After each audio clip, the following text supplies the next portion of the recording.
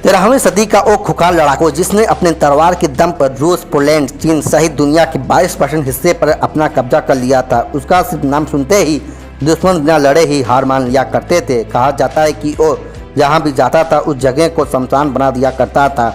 उसके अपने साम्राज्य इतना ताकतवर बना लिया था कि उसके मरने के कई सालों बाद भी उसके देश पर हमला करने की कोई सोच भी नहीं सकता था।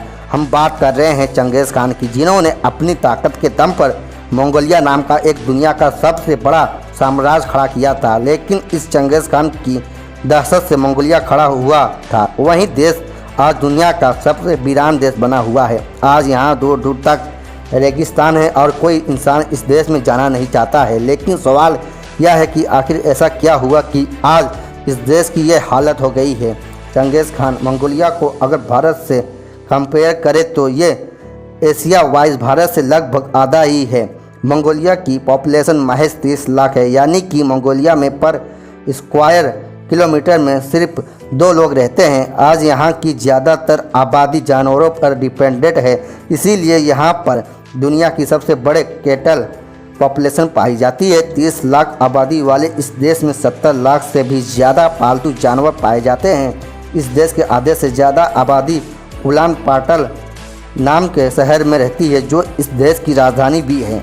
अब अगर इस देश की बर्बादी के पीछे की वजहों में जाएं तो एक ऐसी घटना सामने आती है जिसने मंगोलिया को लगभग तबाही कर दिया था, और इस घटना का नाम था जंगार जेनोसाइड, जिसने बस कुछ ही समय में मंगोलिया को लगभग 80% आबादी को मौत के घाट उतार दिया था। असल में जंगार मंगोलिया में रहने वाली दुनिया की आखिरी सबसे ताकतवर कम्युनिटी थी, और इसी समय चिंग डायनेस्टी भी अपना साम्राज्य बढ़ा रही थी, और इस डायनेस्टी के सबसे बड़े दुश्मन जंगार ही थे। और जाहिर सी बात है ये दोनों में क्रैक्स तो होना ही था। साल 1680 से 1755 तक इन दोनों देशों में कुल 4 युद्ध हुए थे, और इन 4 युद्धों में चिंग डायनेस्टी ने जंगार से लगभग पूरा मंगोलिया ही छीन लिया था। इस 20 साल 1755 में अमूल सना नाम का एक जंगास ने चिंग डायनेस्टी के खिलाफ विद्रोह कर दिया था, जिसके बाद चिंग डायनेस्टी ने जंगास का नामो निशान मिटा दिया। सिर्फ 2 सालों के अंदर ही जंगास की 5 से 8 लाख की पॉपुलेशन बीमारी और युद्ध की वजह से मारी गई। मतलब ये कि मंगोलिया का भी वही हाल हुआ जो चंगेज़ खान दुनिया के बाकी देशों के साथ किया करता था। जंगास के साथ जो हुआ वो यहूदी के नरसंहार जितना ही बड़ा था। इस हत्याकांड से मंगोलिया कभी उभर नहीं पाया, और उसकी पूरी आबादी मंगोलिया की राजधानी तक ही सीमित रह गई। इतिहास से नज़र हटाकर अगर आज मौजूदा हालत नज़र डालें तो मंगोलिया आज चाइना और रसिया के बीच में पिसा हुआ देश है। इस देश की समुद्र से कोई कनेक्टिविटी नहीं है। जाहिर सी बात है इसी वजह से कोई भी देश मंगोलिया में अपना इन्वेस्टमेंट नहीं करना चाहता है। ठीक वैसे ही जैसे आज नेपाल और भूटान में कोई भी देश अपना इन्वेस्टमेंट नहीं करता। लेकिन यहीं पर सवाल ये भी आता है कि कॉपर, गोल्ड और सिल्वर से भरा ये देश आज इतनी तरक्की क्यों नहीं कर पाया। दरअसल मंगोलिया के पिछड़ेपन की कई वजहें हैं, और इससे सबसे बड़ी वजह है कि प्रॉपर एजुकेशन की कमी, जिसके चलते मंगोलिया में स्किल लेबर की कमी है। इसी स्किल लेबर के दम पर फॉरेन कंपनियां किसी देश में इन्वेस्ट करती हैं। जाहिर सी बात है स्किल लेबर में कमी की वजह से यहाँ पर बेरोजगारी अपनी चरम सीमा पर है।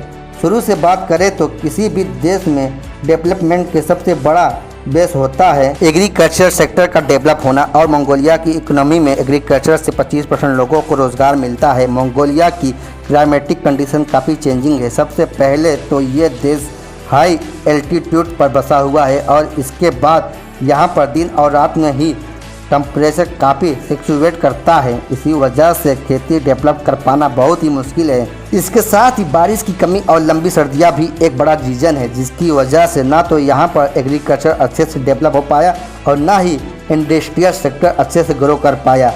कहीं तो एक्सपर्ट ये भी क्लेम करते हैं कि मंगोलिया की कैपेबिलिटी कंडीशन बड़ी आबादी को होल्ड कर पाने में कैपेबल नहीं है। यहाँ एशिया का सबसे बड़ा और ठंडा मरुस्थल यानी कि गेबी डिसर्ट पाया जाता है, जो इस देश के एक बड़े हिस्से को कवर करता है। कहा यह भी जाता है कि मंगोलिया अपने रूरल इकोनॉमी को डेवलप करने की वजह शहरीकरण पर ज़्यादा जोर दिया, जिसकी वजह से यहाँ रूरल इकोनॉमी तो नहीं डेवलप हो पाई, पर साथ ही शहरीकरण भी अच्छे से नहीं हो पाया। यही वजह है कि एक बड़ी आबादी आज मंगोलिया की राजधानी में सिमटी हुई है और बाकी हिस्सा पूरा का पूरा वीरान पड़ा हुआ है। इतिहास से लेकर वर्तमान तक की ये वो बातें हैं जिसकी वजह से चंगेज़ खान का मंगोलिया आज वीरान पड़ा हुआ है। आपको इस वीडियो के बारे में क्या कहना है? आप लोग हमारे इस वीडियो कमेंट बॉक्स में कमेंट करके बता सकते हैं। दोस्तों, अगर यह वीडियो आप लोग को अच्छी लगी हो तो वीडियो को एक लाइक कर दे। चैनल पर नए आए हो तो चैनल को सब्सक्राइब कर दे, बेल आइकन को ऑन कर दे ताकि हमारी नई वीडियो जब भी अपलोड हो आप लोग को आसानी से मिल सके। फिर मिलते हैं एक नए इंटरेस्टिंग वीडियो के साथ। तब तक बने रहिए आप लोग हमारे इस यूट्यूब चैनल के साथ। ओके, जय हिंद दोस्तों।